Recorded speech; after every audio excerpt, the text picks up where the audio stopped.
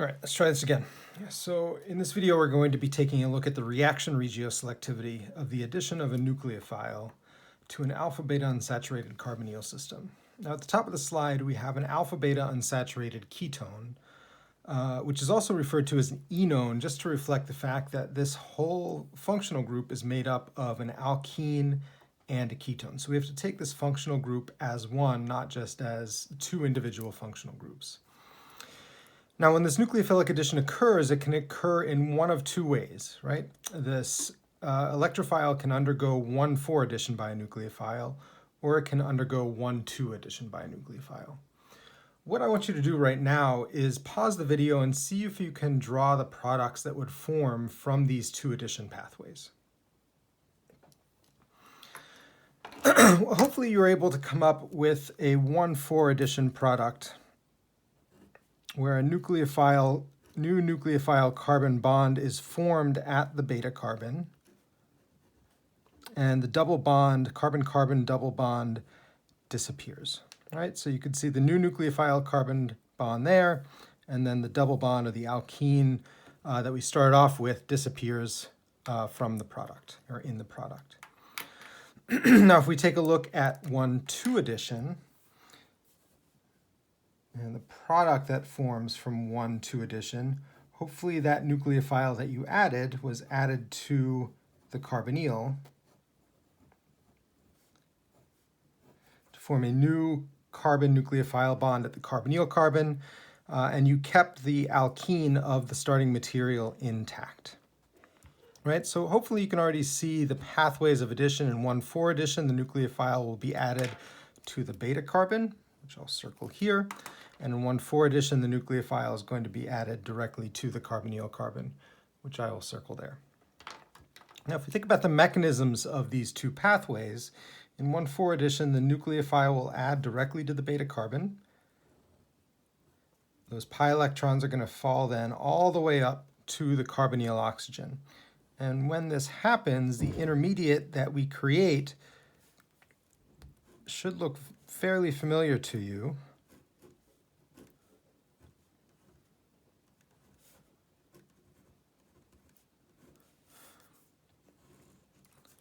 And is an enolate intermediate. Now upon quench, we're going to protonate this enolate intermediate, either the oxygen, or I'm going to just show a protonation of carbon, and that's going to lead then to the product, the 1,4 addition product. If we think about 1,2 addition,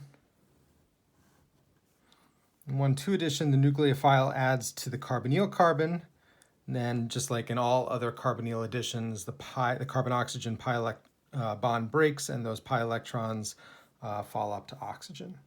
So in this case, the intermediate that we're making is an alkoxide intermediate. Right, and alkoxide, if you remember, is just a deprotonated alcohol, or an anionic alcohol group.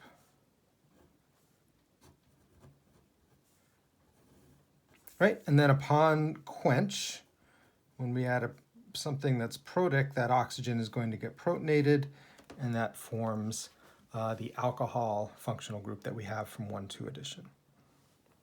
All right, so hopefully you can see how these two addition pathways are different, most notably how the functionality of the product is different, right? In 1,4 addition, the carbonyl stays intact and we're breaking the carbon-carbon pi bond. In 1,2 addition, the alkene, or the carbon-carbon double bond, stays intact and we're breaking the carbonyl bond. Now, as organic chemists, we try to run reactions that result in the formation of a primary product or a major product. So it's not helpful to us, or very helpful to us, if we run a reaction and we get two different products, because that will result in more complicated purification and just more time in the lab, right? So if we can figure out ways, when we add a nucleophile to an alpha-beta unsaturated carbonyl, if we could figure out ways to bias the reaction toward one pathway and away from another pathway, that would be beneficial to us when we go into the lab and try to run these reactions.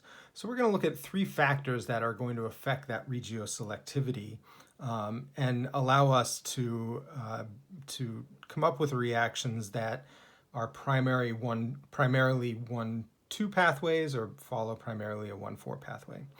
those three factors are going to be the type of the nucleophile, the reactivity of the carbonyl that is part of the alpha-beta unsaturated carbonyl system, and then the conditions of the reaction, namely temperature and time. So if we think about the type of nucleophile, we're going to divide our nucleophiles into two categories, and we're going to think of them in their reactivity based on these two categories. So the first category, or the one category that we could put these nucleophiles into is a quality of a nucleophile called a hard nucleophile.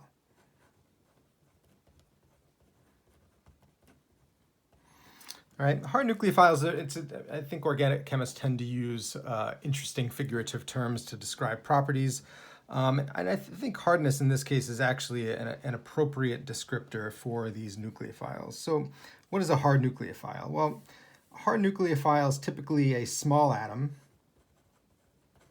All right, and so when you think of a small atom, think of the second row elements.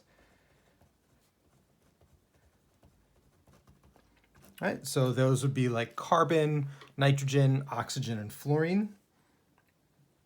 All right, hard nucleophiles typically have localized electron density or concentrated.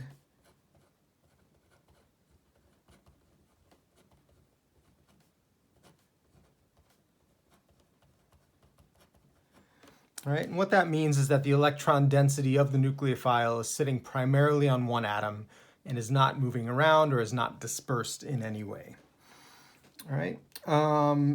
Third factor is hard nucleophiles typically, the reactions with hard nucleophiles are typically governed by electrostatics.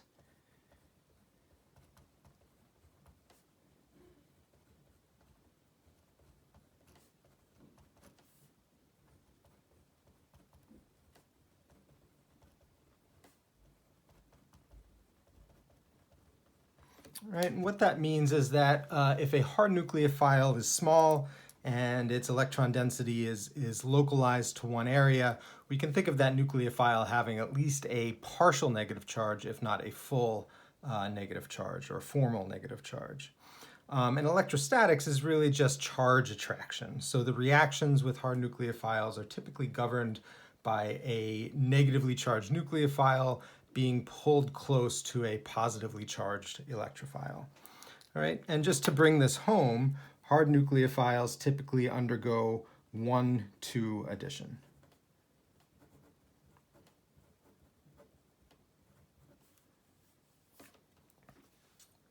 All right, in contrast to that, we have soft nucleophiles.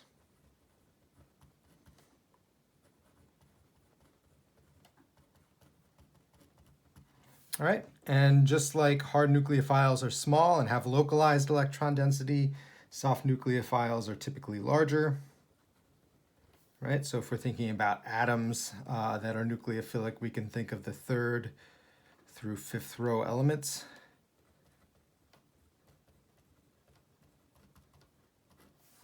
They have diffused or delocalized electron density.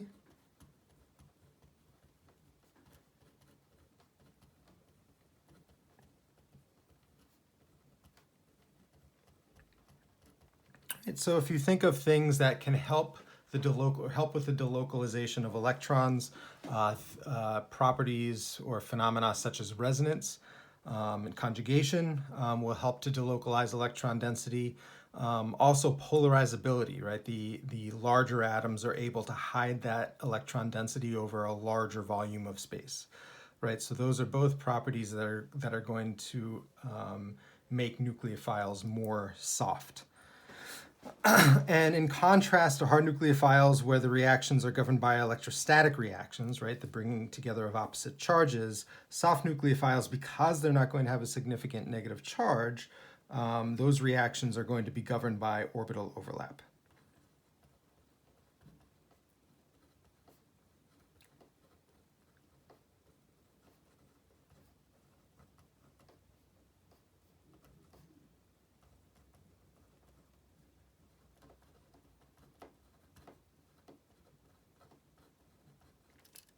All right, and hopefully at this point, you can see if hard nucleophiles are good at 1,2 addition, then soft nucleophiles will typically add in a 1,4 sense.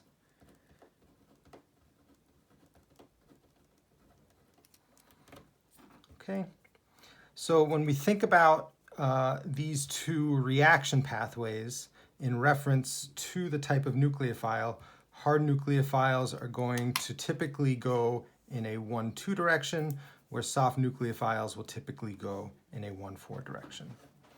All right, let's let's move on to carbonyl reactivity.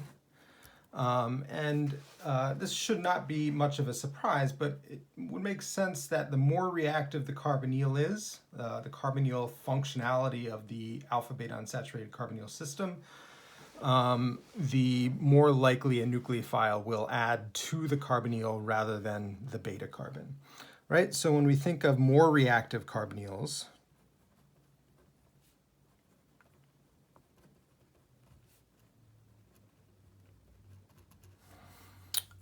these are going to be carbonyls such as acid chlorides and aldehydes. And when nucleophiles are added to the conjugated systems of acid chlorides and aldehydes, then those nucleophiles are going to be primarily added in a 1,2 sense. Right? The more reactive the actual carbonyl, the more likely the nucleophile will add to that carbonyl. All right, and then when we think of things like less reactive carbonyls,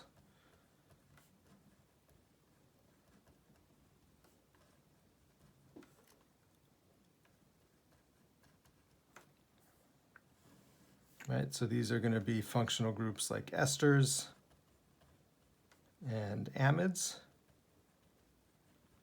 Right, carbonyl groups that have side chains that are composed of heteroatoms that donate electron density into the carbonyl. Right, well, if these side chains are reducing the reactivity of the carbonyl carbon, then the electrophile is going to be more likely to add to, or sorry, the nucleophile is going to be more likely to add to the beta carbon. Right, so less reactive carbonyls oftentimes will undergo 1,4 addition over 1,2 addition.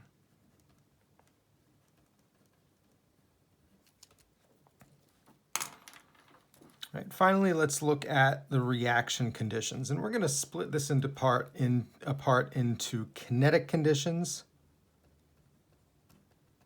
or kinetic control, and then thermodynamic control.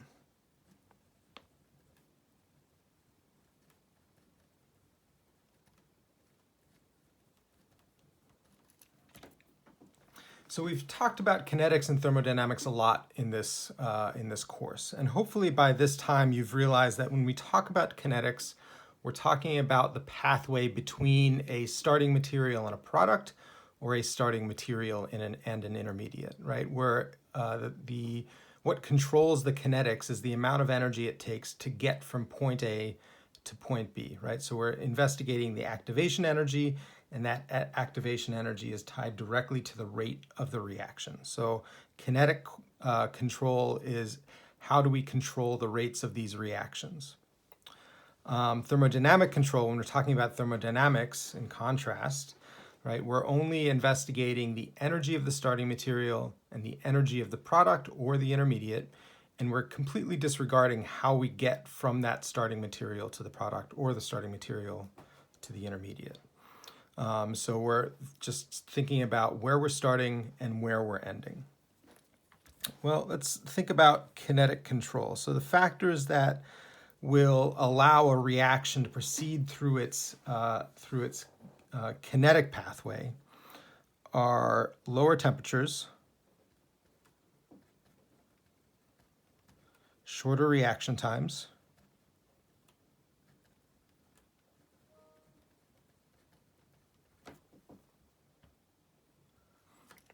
and often those reactions result in the formation of the higher energy product.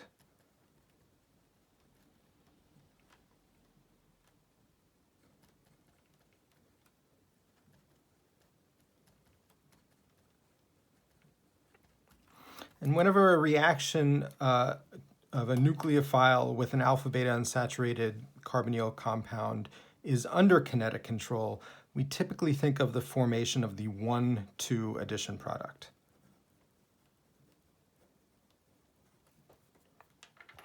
In contrast, if something is under thermodynamic control, we're going to be using higher temperatures, running those reactions for a longer period of time.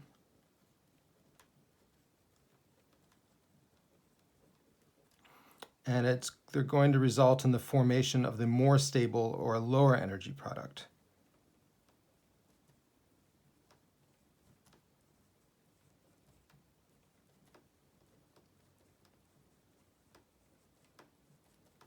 Thermodynamic control will often result in a reaction following a 1,4 pathway.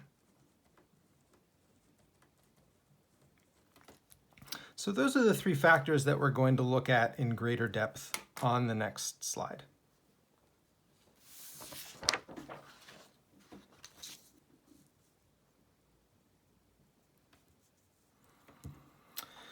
So hard and soft nucleophiles, let's start there. So hard and soft, hardness and softness, like a lot of other properties in organic chemistry, is a spectrum property, meaning that we can group nucleophiles under the hard category, we can group them under the soft category, but there's a lot of gray area, a lot of in between, right? So let's see if we can take a look at a couple of hard and soft nucleophile examples and also a few of the in-between examples.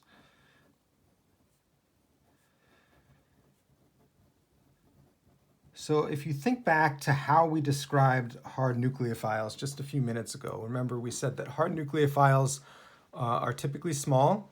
They have localized electron density or concentrated electron density, and they typically react through the electrostatic interaction or just charge attraction with an electrophile partner.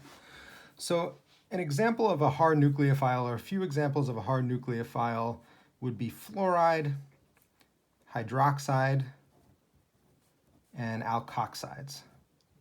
Right? These are all fluorine, oxygen, and oxygen. These are all second row elements. The charge that exists on these atoms is not stabilized in any way, either through resonance or through polarizability. Right? Likewise, we can think of the conjugate acids also as hard nucleophiles. So water, alcohols, and we can even group ammonia into this category as well, right? So again, we have electron pairs on oxygen and nitrogen, and those electron pairs are concentrated just on that atom and are not delocalized anywhere. All right, finally, I'd like to also put into this category Grignard reagents, which we'll just abbreviate as RMGX to signify that magnesium halide can be any halide, and also organolithium reagents. These are grouped into the hard nucleophile category because even though a lot of the electron density comes from the carbon-metal sigma bond, that sigma bond is significantly polarized towards carbon. So carbon is holding the greater majority of that charge. And with Grignard reagents and organolithium reagents, that charge density is really localized, or that electron density is really localized on carbon. All right, soft nucleophiles.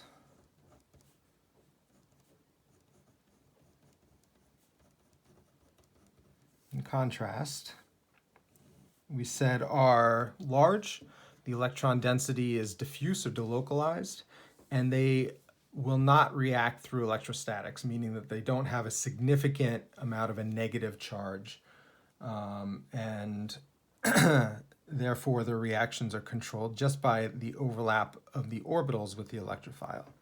Some examples of soft nucleophiles include iodide, sulfides,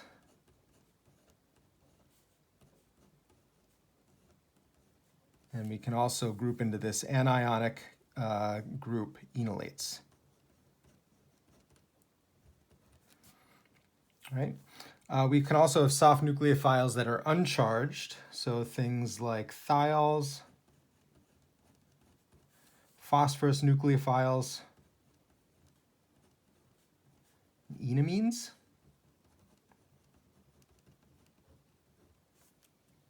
All right, and finally, we've recently learned that alkenes, both isolated alkenes and alkenes that are part of aromatic systems, so pi electrons, can also be nucleophilic. And so we'll put into this category alkenes and aromatic pi systems.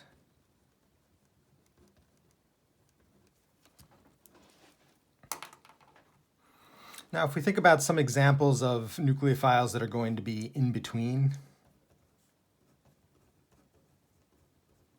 again, hardness and softness is a spectrum property, so we would expect a lot of nucleophiles to kind of fall in between being truly hard and truly soft. So one example would be an azide anion.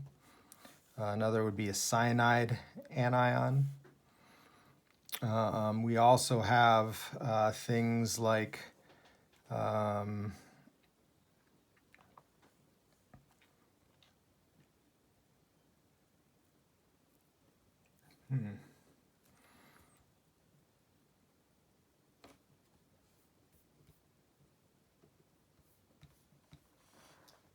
oh, that's right, amines.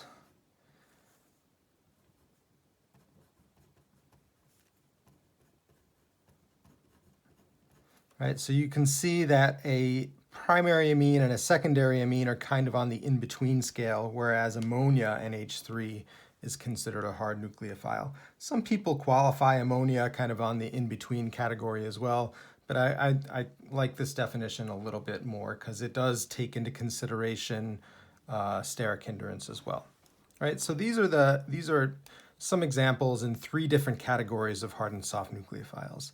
If we think about a carbonyl or an alpha beta unsaturated carbonyl system, hopefully we can see how hard nucleophiles would match up with the carbonyl carbon and soft nucleophiles would match up with the beta carbon. We know this bond, this carbon-oxygen bond, is strongly polarized toward oxygen. So there's going to be a significant partial negative charge on oxygen and a significant partial positive charge on carbon. Right? Because there's such a significant partial positive charge on carbon, it seems to make sense that this carbon, which is positively charged, would be attracted to the more negatively charged nucleophiles, right? Or the ones that hold a greater negative charge.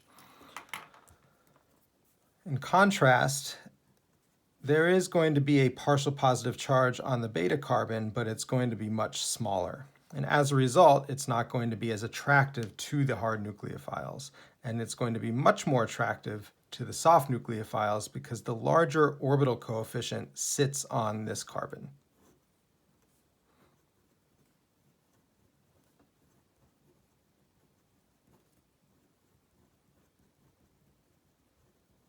An orbital coefficient is just a way of showing which orbital is going to be most reactive in the lowest unoccupied molecular orbital. And in this case, it's the beta carbon that, based on just orbitals, is going to be the more reactive orbital in the LUMO. All right, let's move on to carbonyl reactivity. Right, so carbonyl reactivity, we're going to have more reactive carbonyl groups reacting in a 1-2 fashion.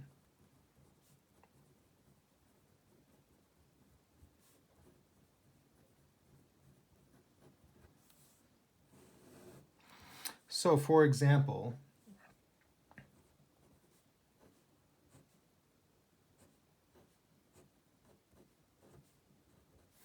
if we take this acid chloride and treat that acid chloride with ammonia, because this is going to be a very reactive carbonyl, despite the fact that this is a hard nucleophile, because this is a really reactive carbonyl, that ammonia is going to add in a 1-2 fashion.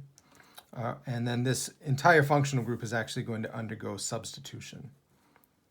So the product that we would expect from this is the formation of the alpha beta unsaturated amide.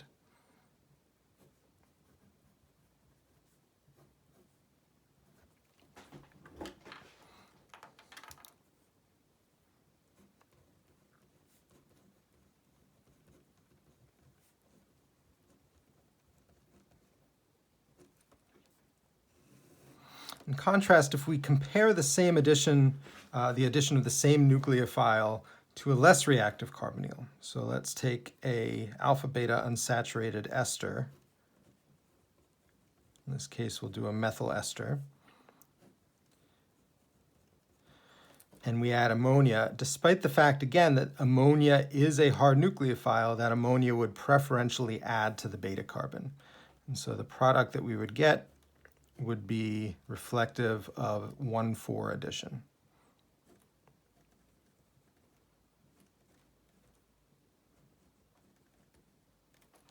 So you can see the formation of a new carbon-nitrogen bond at the beta carbon, and then the disappearance of the alkene.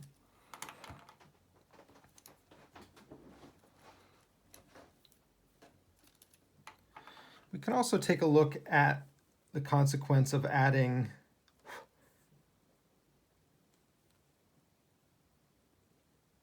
a nucleophile to an alpha-beta unsaturated aldehyde.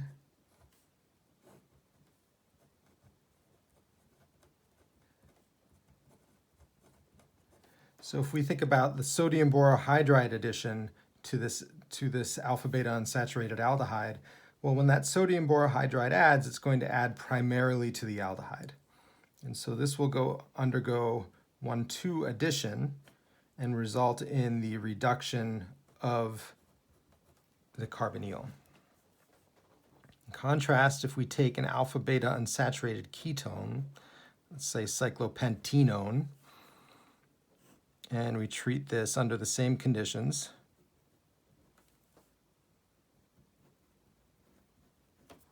well, this is going to result first in the 1,4 reduction, so reduction of the pi bond, the carbon-carbon pi bond, followed by reduction of the carbonyl, right? So we're using conditions where we're not using a workup, right? So any anion that is generated is going to be protonated by the isopropanol, and then there's going to be excess sodium borohydride in the reaction to react with any product that we make.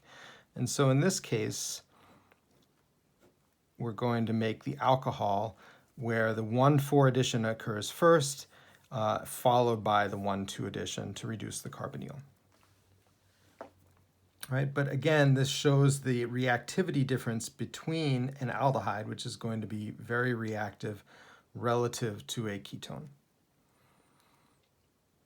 Right. Finally, we are going to look at thermodynamic versus kinetic control, or how the reaction conditions may affect the outcome of the addition of nucleophiles to conjugated carbonyls. So under kinetic control, remember this is going to be lower reaction temperatures, shorter reaction times. If we take an enone and treat that with sodium cyanide, hydrogen cyanide at 5 degrees Celsius, so relatively cold temperatures, this will result in the formation of a cyanohydrin, which is 1,2 addition of that cyanide nucleophile to the carbonyl. All right. If we compare this to thermodynamic control,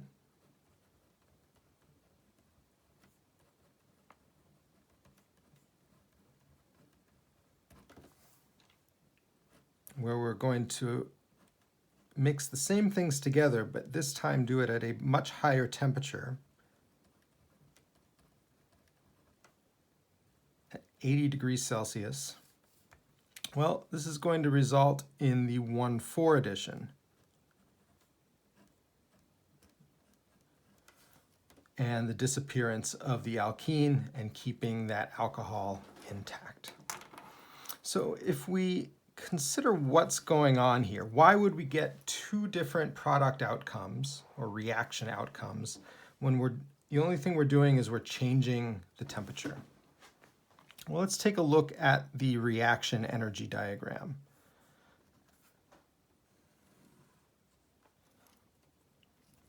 So in this case, this vertical axis is going to be energy, and this is going to be the reaction coordinate, and we're going to start our reaction somewhere in the middle here. So these are our starting materials. Under kinetic control, so actually let's draw out the mechanism of this reaction first so that we're all on the same page. So if we think about the way that this reaction proceeds, in 1,2 addition anyway, and this will be the same for 1,4 addition, just a different site of attack. The cyanide is going to add, in this case to the carbonyl. We're going to break the carbon-oxygen pi bond.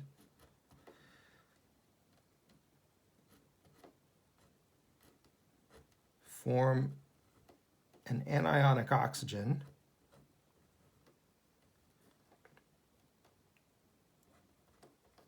And then the hydrogen cyanide is going to act as the acid to protonate that oxygen and form the product, at the same time regenerating the cyanide nucleophile.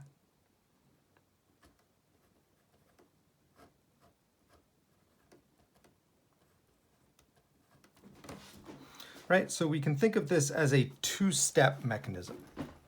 All right, this intermediate is going to be higher in energy than the starting material, but in both cases, the product will be lower in energy. And so overall, this is an exothermic reaction, even though the first step, which is rate limiting, will be endothermic. And so if we think about 1,2 addition,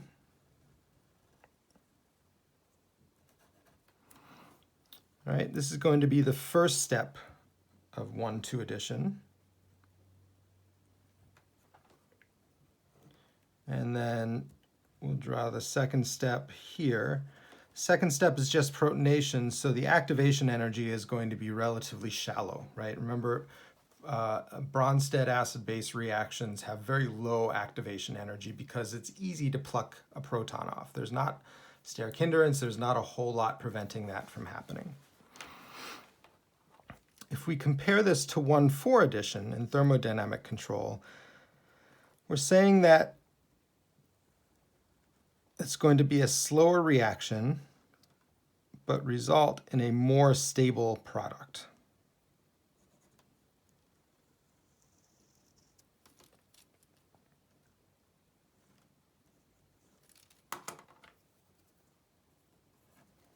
So let's take a look at what is going on here. All right, so if we take a look at the first step we say is the rate is in this reaction is going to be the rate determining step, right? The addition of a nucleophile to a carbonyl we know is going to be more difficult than just pulling a proton. So it's that first step where we're adding the nucleophile either to the carbonyl carbon or the beta carbon that is rate limiting.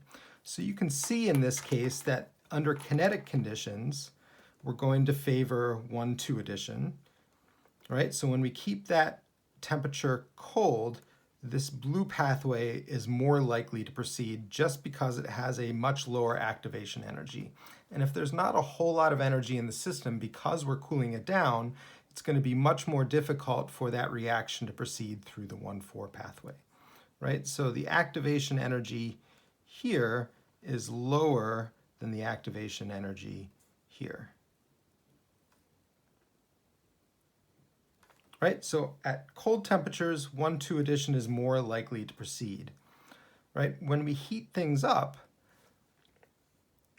at this point, because there's a lot of energy in the system, the reaction will still be faster going on the blue pathway or 1,2 addition, but because there's a lot of energy in the system, once we get to this point or once we get to that point, there's enough energy for the reaction to reverse.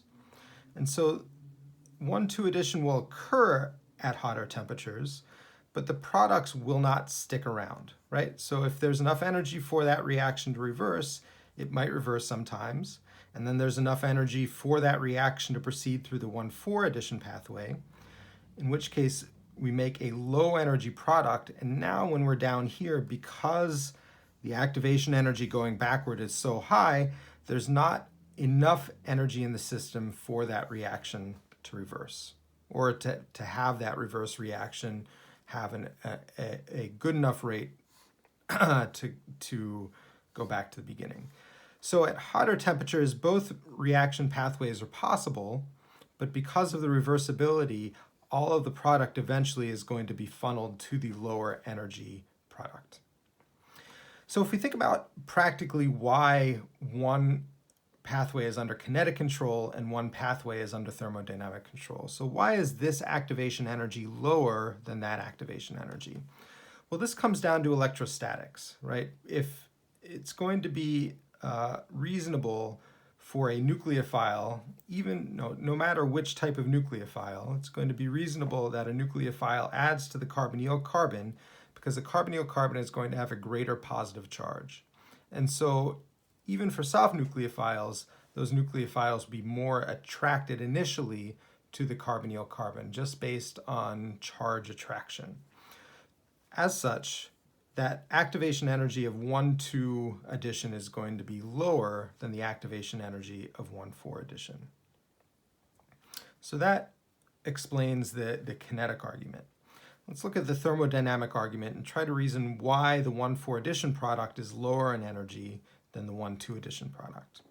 Well, if you look at where we're starting and where we're going, in 1,2 addition, we're getting rid of a carbonyl oxygen. And the C double bond O bond energy is going to be 745 approximately kilojoules per mole. That's a pretty strong bond. If we compare that to thermodynamic or 1,4 addition, right, now you can see we're getting rid of a carbon-carbon double bond and the carbon-oxygen bond is staying intact. Well, the enthalpy of a carbon-carbon double bond is going to be about 610 kilojoules per mole.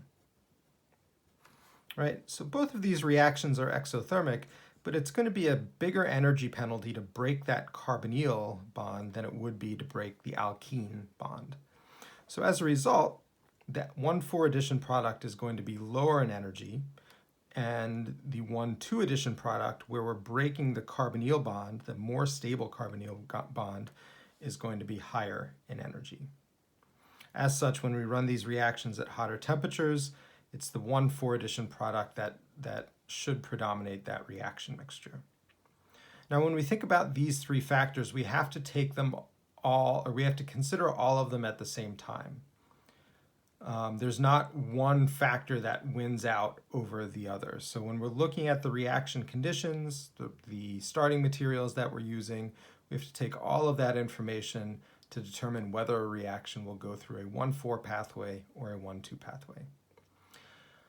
In future videos, we are going to take a look at some specific reactions or some specific conditions that allow us to accomplish 1,4 addition or allow us to accomplish 1,2 addition.